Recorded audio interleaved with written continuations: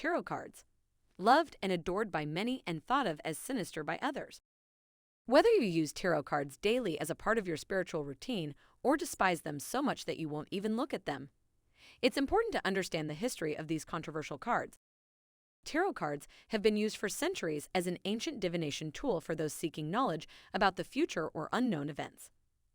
Tarot cards are thought to help you connect with your angels, spirit guides, ancestors, deceased loved ones, and your higher self. Tarot cards also help you connect with your intuition and confirm your thoughts and feelings. But what makes these small pieces of paper so powerful? Many people think tarot cards are magical or contain some sort of mystical power, but on the contrary, tarot cards are simply just decorative cards. What makes tarot cards work, if you believe they work, is your own subconscious mind and intuition. In essence, you are the magic. You hold all the power, and you're the reason the tarot cards can predict the future and confirm current events. There's simply nothing magical about the tarot cards themselves.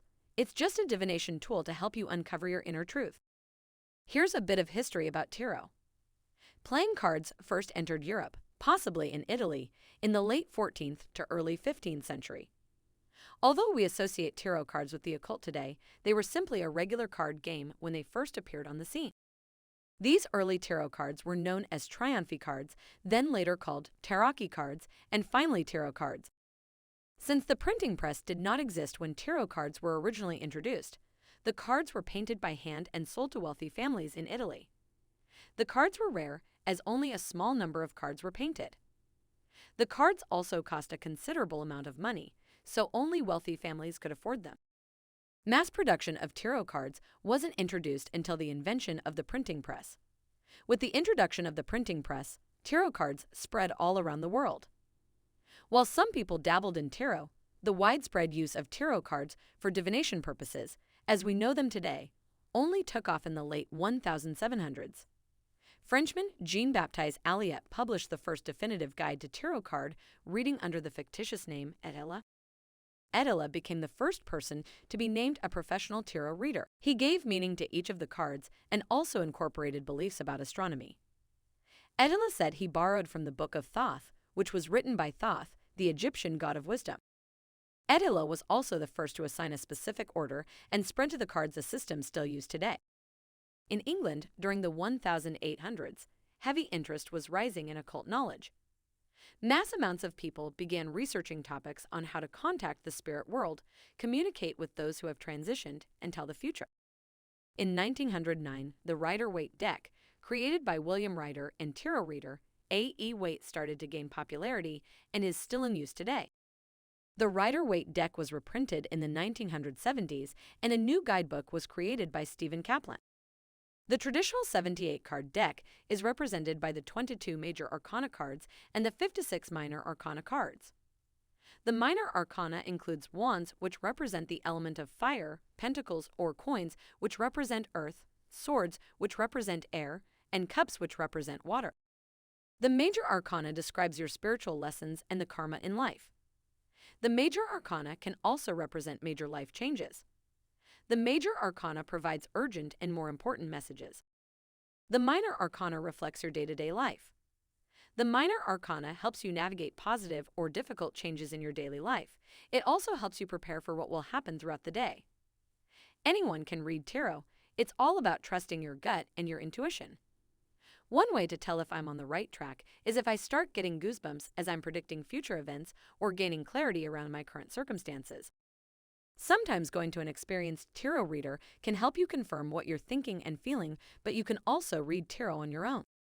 If you're interested in reading tarot, it's okay to start slow. I recommend starting with one deck at a time and getting very familiar with that deck. That deck needs to get used to your energy. Invest in the deck that calls to you and feels most aligned. You can pull one card a day and look at the imagery on the card. What do you see in the picture and how does it relate to you and your life? Tarot guides can also help you understand the traditional meaning of the cards. Trust your intuition and what you're feeling. Make a small prediction about what will happen during your day when you pull a card and write it down. Later that night, look at what you wrote that morning and confirm whether it's accurate or not.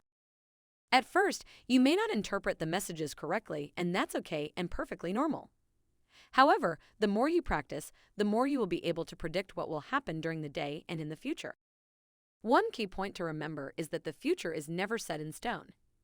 Since we as humans have free will, we have the ability to manipulate energy and future events. Tarot just points out the most probable outcome if you remain on the same path. If you ever don't like something that you read in your tarot cards, then just know you have the power to change the outcome by shifting your mindset and actions. You may have also heard of oracle decks. These are not the same tarot decks, but can be used separately or together with tarot for further insight. Oracle cards are less structured than tarot cards and do not contain common meanings, whereas tarot cards contain common meanings. Tarot cards give you deeper insights about your life, and oracle cards can provide next steps or guidance based on those insights. Oracle decks can have written messages or images based on any topic. Anyone can create an oracle deck to help them with life's questions. Oracle cards are a great way to clarify what they see in the tarot cards if you're having some trouble understanding the message of the tarot cards. I hope you enjoyed this video on the history of tarot cards. Remember, you have free will and the power to change your life at any time. Only choose a spiritual practice that feels good and aligned for you. Love, blessings, and light.